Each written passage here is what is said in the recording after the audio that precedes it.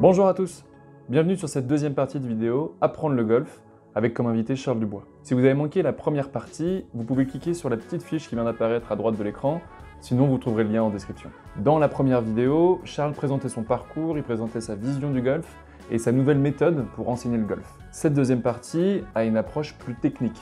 Avec Charles, on est allé jouer quelques trous à Vaugoire pour qu'il puisse illustrer sa méthode. Donc sans plus attendre, je vous laisse découvrir cette nouvelle vidéo.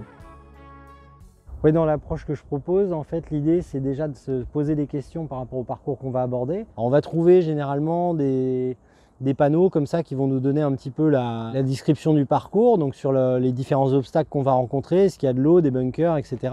Ensuite, on a ici des informations quant à la distance globale de l'addition des 18 trous. Donc on voit ici qu'il y a différentes couleurs de départ qui vont être liées au niveau de jeu de la personne. En partant de ce constat-là, de savoir un petit peu comment on va aborder le parcours, quels seront les trous difficiles, quels seront les trous faciles, quels seront les trous sur lesquels il faudra prendre des risques, quels sont les trous sur lesquels il faudra avoir un peu plus de stratégie pour avoir du recul sur son score et sur sa stratégie face aux difficultés des trous qu'on va rencontrer.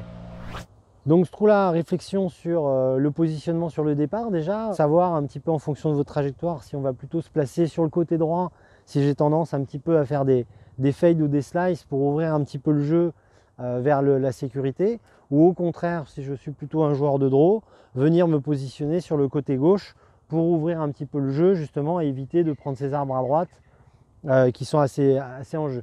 Et puis de là, me prendre un point d'objectif. Donc là, il y a un arbre mort là-bas qui me plaît bien. Et essayer d'envoyer cette balle dans cette direction. Donc là, ça paraît pas trop mal. On verra. Bon, bien entendu, le dénivelé ici, avec une balle beaucoup plus basse que les pieds. Donc très certainement une balle qui va partir un peu vers la droite. Là, on a a priori un drapeau qui est assez court et à droite du green.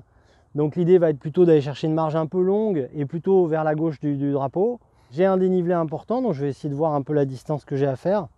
108 et 111 mètres en réalité avec le dénivelé. Donc le 3/4 de pitch paraît très bien. Je vais marger peut-être un peu plus à gauche aussi parce que j'ai toujours ce vent qui déporte un peu ma balle vers la gauche. Un alignement un petit peu vers la gauche, au moins 5-6 mètres à gauche.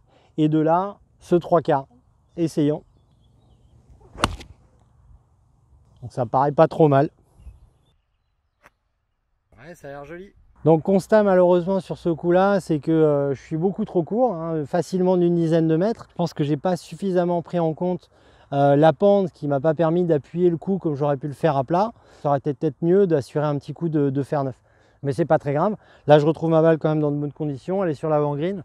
Plutôt que de me compliquer la vie en faisant une approche, je vais plutôt faire un putt. Un peu trop marger, mais c'est pas si mal.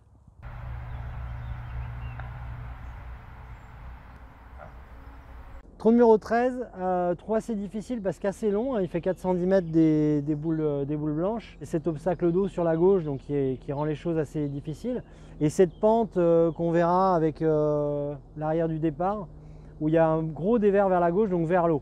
On peut éventuellement privilégier le côté droit si on a tendance à faire des balles un peu slicées. Je conseillerais plutôt même un joueur qui slice de ne pas dépasser le tiers du départ sur la droite, de sorte à orienter plutôt le jeu vers le tiers droit du fairway.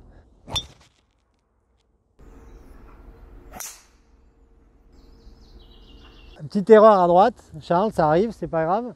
Maintenant, une situation qui est intéressante parce que tu as une balle qui est au bord du fairway mais dans le rough. 2-3 éléments à prendre en compte. Le premier, c'est cette pente importante. Ici, on a des branches à droite qui nous gênent. Donc, alors, si on voulait faire le coup dans le sens de la pente, on pourrait pas parce qu'on taperait là-bas. Donc, globalement, c'est un coup sur lequel il faut oublier le green et chercher un recentrage. Surtout être vigilant parce que ça descend beaucoup vers le haut. Donc là, davantage peut-être un petit coup de sandwich, on n'a pas de branche qui nous gêne à hauteur, on devrait pouvoir se repositionner sans trop de difficultés. Ouais, très bien. Comme prévu sur ce deuxième coup du 13, mon draw m'a un petit peu trop emmené sur la gauche. Malgré tout, je suis sur le fairway, mais on s'aperçoit que je ne peux pas avoir le green. Je vais pas être trop gourmand sur ce coup-là. Le drapeau en plus est sur la partie gauche du green. Je vais essayer de faire un coup aux alentours des 170 mètres. Et on va essayer un coup de fer 5. Alors Charles, très bon recentrage, donc plusieurs choses à voir. Donc là on a à peu près 117 mètres pour le drapeau. L'élément le plus important sur lequel il faudra être vigilant, c'est le lie. Là je te conseille, étant donné que le drapeau au fond, de plutôt jouer un petit peu court. Partie droite du green, le club un petit peu plus court. et en restant sur un 3/4 pour avoir un petit peu de contrôle, étant donné que cette balle est dans une pente assez importante. Voilà, embarqué. Oh non! Comme on l'a vu, tu t'es fait avoir par la pente sur ce troisième coup. Ici, on a un coup intéressant parce que on a ces branches qui nous gênent. Bon, tu as de la chance, la balle est plutôt bien placée, c'est assez bien tendu devant le green. Donc on va plutôt rechercher un coup très roulé, peut-être un fer 7 ou un fer 6 pour essayer de faire rouler la balle sur le green, sans avoir trop d'ambition, pour laisser la balle simplement aller sur le green. Ouais, très bien.